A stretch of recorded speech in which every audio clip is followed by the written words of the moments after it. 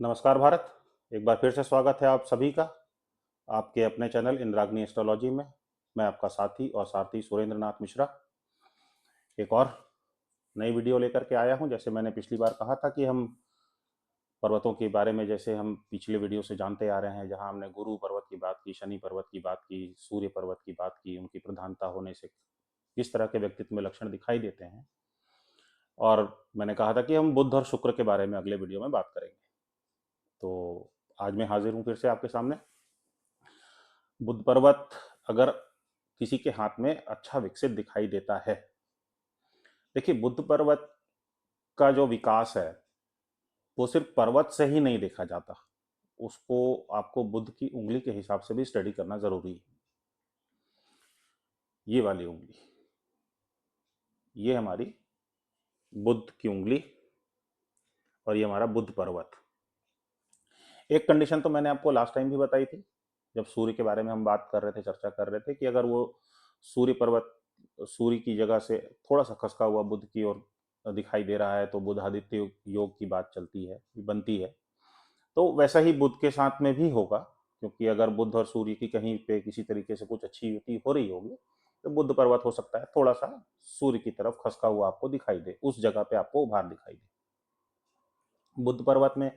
वैसे तो हम आगे जब बात करेंगे हाथ में रेखाओं के विषय में तब भी इस बारे में चर्चा आएगी, लेकिन क्योंकि बुद्ध के बारे में बात हो रही है तो इस चीज को मैं सोचा कि यहाँ पे बोल दूं तो शायद समझने में अच्छा रहेगा। कई लोगों के हाथ में आपने देखा होगा, ये वाला जो हिस्सा है, यहाँ पे कुछ खड़ी रेखाएं दिखाई देती हैं, दो तीन रेखा ऐसी खड़ी दिखाई देती है। ये बहुत सी चीजों के लिए फायदेमंद होती है, लेकिन ऐसे लोगों के अंदर एक हीलिंग कैपेबिलिटी होती है। मतलब ऐसे लोग अगर वो चाहें किसी के लिए कुछ करें, उनको उनको ठीक करने के लिए, उनको बीमारी से, अवसाद से बाहर निकालने के लिए, तो वो काफी कारगर साबित होता है। काफी कारगर साबित होता है। बहुत चांसेस हैं कि उनके अंदर ये हीलिंग कैपेबिलिटी बहुत अच्छे से जगह बना के रखी हो, और इनके नेचर में भी होता है। किसी को तकलीफ में देखेंगे तो उसकी मदद करने की कोशिश करेंगे। बहरहाल अभी हम बुद्ध पर्वत की प्रधानता की बात कर रहे थे, तो उसी पे रहते हैं। वो विषय हम आगे के समय, रेखाओं के समय लेंगे। बुद्ध पर्वत अगर आपका अच्छा विकसित है तो आपको क्या क्या देगा? आपको त्वरित सोच देगा, वाक पटुता देगा, चतुरता देगा। मतलब अब हम लोग कई लोगों को बोलते हैं ना कि इसका गजब का सेंस है, इमीडिएटली पता नहीं कैसे सोच के बोल देता है, ह्यूमर, ये सब बुद्ध की ही देन है।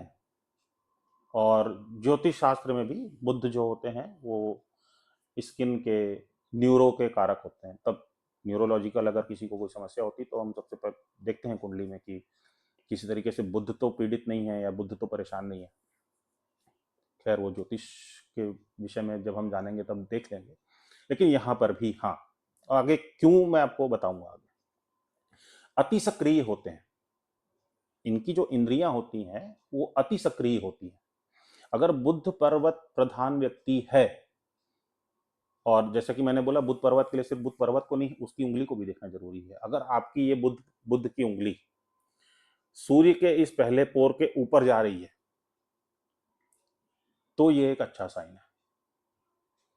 अगर ये उंगली इस तरीके से आजाद है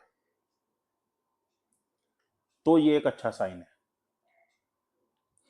बुद्ध पर्वत प्रधान व्यक्ति आपको वकील, चिकित्सक, पत्रकार, अच्छे वक्ता, जो स्टेज में बड़ी बड़ी भीड़ को हैंडल कर लेते हैं, उसमें आपको बुद्ध की प्रधानता देखने मिलेगी। आप आज की डेट में जो मीडिया है, प्रिंट मीडिया या आपका डिजिटल नेटवर्क, जो न्यूज़ चैनल वगैरह हैं, आप उनके कभी किसी एंकर को ध्यान दीजिएगा, जब वो ऐसे करें या ऐसे करें तो आपको ये एकदम ऐसा ही दिखेगा, लगभग बाहर की ओर निकला हुआ। ये बुद्ध की खासियत होती है। ऐसे व्यक्ति को कोई भी चीज पर रिएक्ट करने के लिए बहुत सोचना नहीं पड़ता। इंद्रियां बहुत अच्छे से काम करती हैं, बहुत तेज गति से विचार आते हैं उनके अंदर में, अति सक्रिय होते हैं। अच्छा, अगर बुध प्रधान व्यक्ति है तो बाकी किसी भी प्रधान हाथ के मुकाबले अगर आप देखेंगे तो ये शारीरिक और मानसिक तौर पे सबसे ज्यादा एजाइल दिखेंगे। एजाइल मतलब फुर्तीले दोनों, क्योंकि बताया कि जैसे इंद्रियां बहुत तेज काम करती हैं। लेकिन एक बात होती है कि बुध को अन्य लक्षणों का साथ मिलना बहुत जरूरी होता है। हम ज्योतिष शास्त्र में भी ऐसा ही मानते हैं कि बुध अकेला ना हो, बुध के साथ कोई हो तो ज्यादा अच्छा है। क्योंकि राजकुमार बोलते हैं, ग्रहों के राजकुमार बालक हैं, चंचल हैं, जिसका साथ पाते हैं उसके जैसे हो जाते हैं। जैसे बुध प्रधान व्यक्ति है तो जैसे मैंने बताया कि सारी क्वालिटीज तो आपने देख ही ली। अब अगर उसका गुरु का जो क्षेत्र है अगर वो किसी तरीके से अविकसित हो रहा है या आपको एक अच्छी प्रॉमिस नहीं दे रहा है, आत्मसम्मान की या महत्वाकांक्षा की कमी दिखा रहा है, जो गुरु पर्वत है अगर ये गुरु की उंगली है वो ढंग से विकसित नहीं है, तो यहाँ पे ये जो बुद्ध प्रधान व्यक्ति होगा ये गलत चीजों में लिप्त हो जाएगा, समाज विरोधी कार्यों में लिप्त हो जाएगा। भाई आतंकवादियों के भी तो मेंटोर होते हैं, चोरों के भी तो मेंटोर होते हैं, वो भी तो कहीं ना कहीं अपने बुद्धि विवेक कौशल का ही तो इस्तेमाल करके अपने लोगों को अपने प्रति आकर्षित करके और उनसे गलत काम करवाते हैं। मैं ये नहीं कह रहा कि हर हर आदमी आतंकवादी या चोर का ही बॉस बन जाएगा, लेकिन हाँ वो समाज विरोधी कार्यों में लिप्त कर सकता है। हो सकता है कि वो व्यक्ति ऐसे कुछ कार्य करे जो समाज के हिसाब से सही नहीं है। तो बुद्ध पर्वत के बारे में अगर जब हम जान रहे हैं, अच्छा हाँ एक चीज और है, और हाथ के अगर अन्य लक्षण साथ दें बुद्ध पर्वत का तो सबसे अच्छी बात है। ऐसे व्यक्ति बढ़िया होंगे, एजाइल होंगे, अच्छी बुद्धि होगी, अच्छा विवेक होगा, सब कुछ होगा। लेकिन कभी कभी क्योंकि इनकी इंद्रियां अति सक्रिय रहती हैं तो न्यूरोलॉजिकल डिसऑर्डर हो सकता है, होगा ही जरूरी नहीं है, लेकिन अगर कहीं बीमारी वाली बात लक्षण कहीं पे अगर उभर के आएंगे तो न्यूरोलॉजिकल डिसऑर्डर की तरफ झुकाव ज्यादा हो सकता है बीमारियों का। वो बाकी तो हम आगे बात करेंगे ही। तो बुद्ध पर्वत के बारे में जैसे आपने जाना, दो तीन चीजों को गौर देखना जरूरी है। यहाँ का विकास, या ये यहाँ पे अगर थोड़ा सड़क के सूर्य के साथ विकास हो रहा है तो ठीक, यहाँ पे कुछ खड़ी रेखाएं हैं तो बहुत अच्छी बात है, उसके उसकी पर्वत की शक्तियों को बढ़ाएगी। बुद्ध की उंगली का सूर्य की ये पहले पोर तक पहुंचना या इससे ऊपर होना, बुद्ध की उंगली टेढ़ी मेढ़ी ना हो, छोटी ना हो ज्यादा, एकदम चिपक ही जाएगी सूर्य की उंगली से, तो उसके गुणों में फिर उस तरीके से उतार चढ़ाव भी आपको देखने मिलेगा। लेकिन जब बुद्ध प्रधान की बात कर रहे हैं तो फिर ये एक लक्षण होने जरूरी है कि उंगली लंबी हो, सेपरेट हो, इंडिपेंडेंट हो, क्योंकि वो इंडिपेंडेंस ही तो उसको ताकत को बढ़ाएगी ना। और पिछली वीडियो में शायद मैंने बताया था कि किसी भी उंगली अंगूठे के ऊपर अगर आप जब ये थंब प्रिंट की या फिंगरप्रिंट की बात करते हैं देखते हैं तो वो चक्र जैसा दिखता है अगर, तो वो उसके पर्वत के गुणों को भी बढ़ा देता है। आइए अब बात करते हैं शुक्र पर्वत प्रधान। सबसे बड़ा कहें तो आपको जो स्थान है आपकी हथेली में वो शुक्र को ही दिया गया है। ये जीवन रेखा ऐसे जाती है, ये पूरा हिस्सा शुक्र का होता है, ये पूरा हिस्सा सबसे बड़ा पर्वत शुक्र का ही होता है। शुक्र प्रधान व्यक्ति अगर होगा तो कैसा होगा?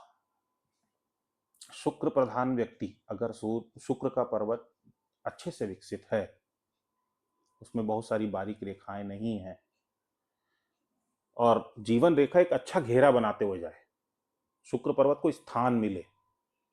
कुछ लोगों के हाथ में होता है कई बार कि शुक्र पर्वत को ढंग से स्थान नहीं मिल पाता, वो एक अलग मैटर है। लेकिन अगर हम शुक्र प्रधान हाथ की बात कर रहे हैं तो उसको भरपूर स्थान मिलेगा, अच्छा उठाव होगा उस जगह पे आपको देखने मिलेगा। तो जैसे हम शुक्र के बारे में हमेशा से सुनते आ रहे हैं और जानते देखते आ रहे हैं कि शुक्र प्रधान, अगर शुक्र आपका अच्छा है तो आपके पास लग्जरी होगी, गाड़ी होगी, बंगला होगा। वो हर चीज को शुक्र से जोड़ देते हैं लोग लग्जरी के नाम से, तो वो थोड़ा सा कॉन्ट्राडिक्टरी है, क्योंकि भूमि भवन वाहन ये सब चीजों में मंगल का शनि का भी बहुत बड़ा हाथ होता है। लेकिन हाँ शुक्र प्रधान व्यक्ति अगर होता है, अगर उसका शुक्र बहुत अच्छा है तो वो एक लेविश लाइफ जीता है, उसके उसकी लाइफ में लग्जरी लेविशनेस होगी, उसकी सोच भी उस तरफ झुकाव रखती होगी।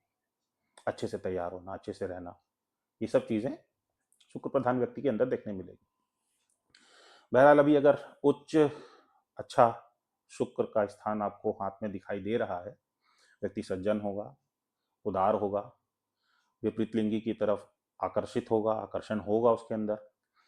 शुक्र हमारे वीर्य का और हमारी किडनी का, ये अगर आपको किसी की विरिलिटी और किडनी के बारे में अगर बात करनी है या समझना है, तो उसके हाथ के शुक्र की स्थिति को आपको देखना होगा।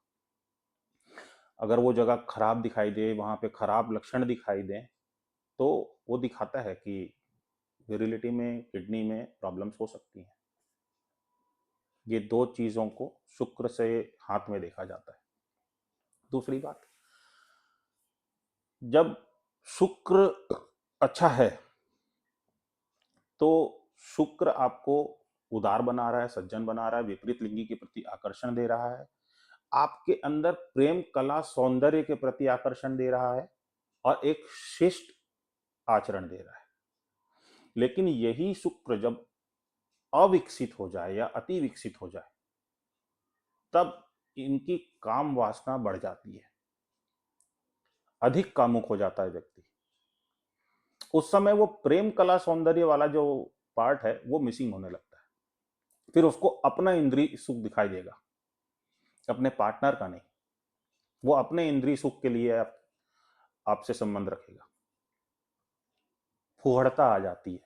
फुहड़ता बोलते हैं ना, जैसे आपके सेक्सुअल लाइफ में या वैवाहिक जीवन में थोड़ा जो काम वासना की अधिकता की वजह से फुहड़ता दिखाई देने लगती है। अपना इंद्रिय सुख ज्यादा मायने रखता है, बाकी चीजें कम मायने रखती हैं। और फिर इस कंडीशन में जब अविकसित हो जाए, अति विकसित में तो आप फुहड़ता देख लिए और अपना ही बेनिफिट देखने वाली बात जो समझ रहे हैं आप, और अगर अविकसित हो जाए तो ये पुरुषों में वीर्य की कमी दे देता है। वीर्य की कमी मतलब इनफर्टाइल नहीं बोल रहा हूं मैं, लेकिन काम वासना जगेगी नहीं, जीवन शक्ति में कमी आ जाएगी, आलस्यपूर्ण जीवन हो जाएगा। क्योंकि अगर आपका शुक्र पर्वत अच्छा है तो आप ये समझिए कि वो आपकी जीवन रेखा को सपोर्ट कर रहा है। ऐसे लोग कम बीमार पड़ते हैं, उनका जीवन बहुत अच्छा रहता है, बड़ी बीमारी होने की संभावना बहुत कम होती है अगर आपका शुक्र पर्वत अच्छा है। एक जीवंत आपको व्यक्तित्व मिलेगा। लेकिन अगर वही अविकसित होगा तो आपके में प्राण शक्ति की भी कमी कर देगा, वीर वीर्य की भी कमी कर देगा, कामेच्छा की भी कमी कर देगा। ऐसा व्यक्ति कम सेक्सुअल होगा, मतलब वो उसको ज्यादा सेक्सुअल होने की इच्छा ही नहीं जागेगी अंदर से। इन चीजों को लेकर के शुक्र की प्रधानता, एक सामान्य स्तर पे शुक्र का डेवलप होना बहुत जरूरी है। बहुत कमी हो जाती है तो फिर ये बहुत परेशानी का भी विषय बन जाता है। शुक्र प्रधान व्यक्ति अगर होगा, शुक्र प्रधान हाथ होगा तो आकर्षक चेहरा होगा, उसके चेहरे में आकर्षण होगा। ये जो ललाट पे 3 रेखाएं, पैर बहुत सुंदर होंगे, गालों में डिंपल पड़ते होंगे, ये सब शुक्र की वजह से ही है। आप कितने आकर्षक हैं, आप कितने मोहक हैं, ये शुक्र डिसाइड करता है काफी हद तक। शुक्र प्रधान व्यक्ति आमतौर पे तो वैसे, अगर आपका शुक्र अच्छा है तो बहुत बीमार नहीं पड़ते। अगर हाथ में किसी लक्षण की वजह से कहीं कोई क्रॉनिक डिसीज दिखाई दे तो एक अलग बात है। शुक्र पर्वत ये जो खत्म होता है जब यहाँ पे ये वाला हिस्सा, अगर ये चंद्रमा की तरफ झुकाव ले रहा है, इस तरफ, ये लकीर जो जीवन रेखा है उसके इस तरफ की ओर झुकाव ले रहा है, ऐसा व्यक्ति आराम पसंद हो जाता है। आराम पसंद हो जाएगा, कामुकता के वासनापूर्ण, मतलब वो अपने ही एक भरम जाल में जिएगा, वो अपनी ही कल्पना में जिएगा। ये थोड़ा सा अच्छा लक्षण नहीं है अगर शुक्र पर्वत आपका इस ओर झुकाव ले ज्यादा। बाकी फिर और भी चीजें हैं कि चंद्र कैसा है, चंद्र पे कहीं कोई खराब साइन तो नहीं बने हुए हैं, क्योंकि अगर चंद्र अच्छा है तो आपका मन अच्छा है, तो इधर से कुछ निगेटिव जा रहा है तो उधर एक पॉजिटिव रहेगा, तो वो अपने आप को कवर कर लेगा। शुक्र पर्वत का अगर जो ढाल है, कह सकते हैं कि इसका जो उभार है, जब ये नीचे की ओर आ रहा है, अगर ये उंगली के, ये हाथ के बाहर की तरफ आ रहा है, जैसे आप देख रहे हैं, ये शुक्र पर्वत के गुणों में विस्तार कर देता है। शुक्र पर्वत के गुणों में विस्तार करेगा। तो जैसे मैंने शुरू में बताया कि शुक्र पर्वत अच्छा है तो सज्जन है, अच्छा आचरण है, सज्जन व्यक्ति है, उदार है, अच्छा आचरण है, उन चीजों में विस्तार आ जाएगा, आकर्षण में विस्तार आ जाएगा, और आकर्षक बना देगा आपको, जीवंत बना देगा, उत्साही बना देगा, जीवन को एंजॉय करने वाला बना देगा। शुक्र पर्वत प्रधान हाथ होगा तो आप देखेंगे बढ़िया चौड़ी छाती होगी, और अन्य लक्षण तो मैंने बताई आपको, जैसे ललाट पे 3 रेखाएं आ जाए, डिंपल आ जाए गाल में। तो जितना शुक्र पर्वत आपका बलवान है, उतने लक्षण आपको शरीर में देखने को मिलेंगे। तो इस वीडियो में जैसे मैंने वादा किया था, हमने शुक्र और बुध की भी बात की। अब आगे मंगल है, चंद्र है। तो अगली वीडियो में हम मंगल प्रधान हाथ, जब नीच मंगल ज्यादा विस्तार ले ले, उच्च मंगल ज्यादा विस्तार ले ले, नीच मंगल बिगड़ा हो या उच्च मंगल बिगड़ा हो, तो क्या कंडीशंस हो सकती हैं। क्योंकि आपकी एनर्जी का कारक मंगल है, आपके रक्त का कारक मंगल है, चंद्रमा आपका मन, सबसे बड़ी बात। और आपको बताते हुए बढ़िया अच्छा एक जानकारी देने का आज मौका मिल गया। पुराने समय में यात्राएं करते थे तो नाव से यात्रा करते थे, जहाज से यात्रा करते थे। यात्राओं का मतलब ही समुद्र का रास्ता हुआ करता था। उसको चंद्रमा के क्षेत्र से जोड़ के देखा जाता है। बताऊंगा आगे किस तरह की रेखाएं होती है तो आदमी वाकई में यात्रा करता है, या किस तरह की रेखाएं होती हैं तो खाली मानसिक यात्रा करता है। चंद्रमा मन का भी कारक है। अगले वीडियो में मिलते हैं, मंगल चंद्रमा पे चर्चा करेंगे, उनके गुणों में किस तरह का विस्तार आने से हमारे जीवन में, हमारे व्यक्तित्व में क्या चीजें कैसे परिलक्षित होंगी, उसको समझने का प्रयास करेंगे।